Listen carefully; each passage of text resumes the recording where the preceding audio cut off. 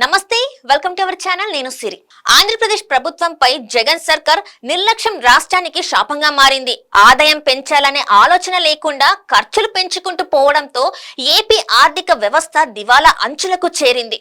ఉద్యోగులకు సకాలంలో జీతాలు అందవు, కాంట్రాక్ట్ కార్మికులకు వేతనాలు ఇవ్వరు, కాంట్రాక్టర్లకు బిల్లులు రావు. జగన్ పాలనలో పని చేయడమే పెద్ద తప్పు అనే పరిస్థితులు కనిపిస్తున్నాయి. ముఖ్యమంత్రి బటన్ నొక్కి ఇచ్చే సొమ్ము తీసుకొని పండగ చేసుకోవాలే తప్ప పని పనిష్మెంట్ తప్పదా అనే ప్రశ్నలు వినిపిస్తున్నాయి. డెవలప్మెంట్ ని గాలికి వదిలేయడం వెనుక తాడపల్లి ప్యాలెస్ వ్యూహం ఏంటి? జగన్ రెడ్డి కంటే గొప్ప నాయకుడు లేడు అనిపించుకోవడానికి సంక్షేమ పథకాల పేరుతో ఖజానా ఖాళీ చేశారు ఏపీ సీఎం. 5 ఏళ్ల పాలనలో ఎన్నిసార్లు బటన్ నొక్కారు, ఎవరికి ఎంత పంచారో లెక్కలతో సహా వివరిస్తున్నారు వైసీపీ అధినేత. ఆయన పలుకుబడి పరపతి పెంచడానికి ఏపీ ప్రజలు భారీ మూల్యం చెల్లించాల్సి వస్తుంది. గుంతల రోడ్లో రవాణా సౌకర్యం లేక తీవ్ర అవస్థలు పడుతున్నారు. వేసవిలో గుక్కడు తాగునీటికి కటకటలాడాల్సి వస్తుంది. జనం ఎన్ని కష్టాలు పడినా సర్కారు సొమ్మును పంచిపెట్టాం కాబట్టి తమకే ఓటు వేస్తారని కలలు కంటున్నారు తాడపల్లి ప్యాలెస్ పెద్దలు. ప్రజల నుంచి పన్నుల రూపంలో వసూలు చేసిన సొమ్ము పంచిన పేరు మాత్రమే తనకి రావాలంటున్నారు ఏపీ సీఎం జగన్. సంక్షేమ పథకాలు అమలు చేయాలంటే రాష్ట్ర ఖజానాకు ఆదాయం ఉండాలి. అయితే వైసీపీ పెద్దలు సొంత ఆదాయం పైనే ఎక్కువ ఫోకస్ చేయడంతో ప్రభుత్వ రాబడి భారీగా పడిపోయింది. లక్షల కోట్ల అప్పులు చేసిన అవసరాలు తీరని పరిస్థితి వచ్చింది. దీంతో ఉద్యోగుల జీతాలు ఆలస్యమవుతున్నాయి. అయితే అంగన్వాడీ ఉద్యోగులు, ఆశా వర్కర్లు వంటి చిరు ఉద్యోగులతో పాటు చాలా శాఖ లోని కాంట్రాక్ట్ కార్మికులకు 6 నెలలకు పైగా వేతనాలు బకాయి పడింది జగన్ ప్రభుత్వం. నెలల తరబడి శాలరీస్ రాకపోవడంతో కార్మికులు తీవ్ర ఇబ్బందులు ఎదుర్కొంటున్నారు. తమ సమస్యల పరిష్కారానికి ఉద్యమాలు చేస్తే జగన్ ప్రభుత్వం ఉక్కుపాదంతో అణిచివేస్తుంది. దీంతో తమ కష్టాలు తీరే మార్గం లేదా అని ఆవేదన వ్యక్తం చేస్తున్నారు చిరు ఉద్యోగులు. ప్రభుత్వం ఏ పని చేయాలన్నా కాంట్రాక్టర్ల పైనే ఆధారపడుతుంది.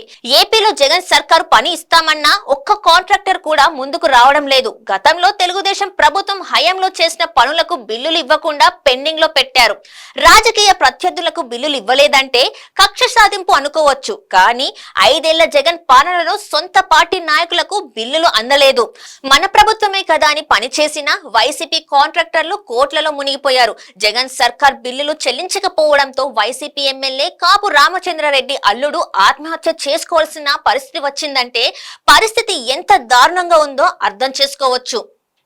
వాస్తవ పరిస్థితులను అంచనా వేయడంలో జగన్ టీం వైఫల్యమే ప్రస్తుత సంక్షోభానికి కారణంగా చెప్పుకోవచ్చు. జగన్ తండ్రి వైఎస్ రాజశేఖర్ రెడ్డి సీఎం గా ఉన్న సమయంలో సంక్షేమ పథకాలు అమలుతో మంచి పేరు తెచ్చుకున్నారు. జగన్ కూడా తండ్రిలాగే వెల్ఫేర్ స్కీములతో రాజకీయంగా బలపడాలని భావించారు. కానీ ఉమ్మడి రాష్ట్రంలో ఆర్థిక పరిస్థితి వేరేగా ఉండేది. వైఎస్ఆర్ కంటే ముందు 2 సార్లు ముఖ్యమంత్రిగా ఉన్న చంద్రబాబు రాష్ట్రాన్ని అన్ని విధాలుగా అభివృద్ధి చేశారు. సంస్కరణలు అమలు చేసి ఆర్థిక శిక్షణ పాటించడంతో అప్పులు తక్కువై ఆదాయం ఎక్కువ ఉండేది. కానీ రాష్ట్ర విభజన తర్వాత ఆస్తులు తెలంగాణకు పోతే ఆంధ్రకు అప్పులు మిగిలాయి. 1,00,000 కోట్ల అప్పులతో నవ్యాంధ్రప్రదేశ్ ప్రస్థానం ప్రారంభమైంది. జగన్ సీఎం అయ్యే నాటికి అప్పులు పెరిగినా ఆర్థిక వ్యవస్థ స్థిరంగా ఉంది. అప్పటి వరకు జరుగుతున్న అభివృద్ధిని మరింత పెంచితే సమస్య ఉండేది కాదు. కానీ వైసీపీ ప్రభుత్వ విధానాలతో పరిశ్రమలు పారిపోవడంతో రాబడి తగ్గింది. ప్రైవేట్ పెట్టుబడులు రాకపోగా ప్రభుత్వం నుంచే డెవలప్మెంట్ కి నిధులు కేటాయిస్తే వాటిలో చాలా వరకు పన్నుల రూపంలో తిరిగి ప్రభుత్వ ఖజానాకే వచ్చేవి. కానీ జగన్ సర్కార్ అభివృద్ధిని పూర్తిగా గాలికి వదిలేసింది. ఏళ్లు గడిచే కొద్దీ ఖర్చులు పెరుగుతూనే ఉన్నాయి. కొత్తగా 5 లక్షల కోట్ల అప్పులు చేసినా వాటి ద్వారా కనీసం వడ్డీ అయినా సంపాదించి పెట్టే పనులేమీ చేయలేదు. సీఎం జగన్ సొంత పలుకుబడి కోసం ప్రభుత్వ ఖజానా ఖాళీ చేయడంతో పనిచేసిన వారికి పనిష్మెంట్ తప్పలేదు.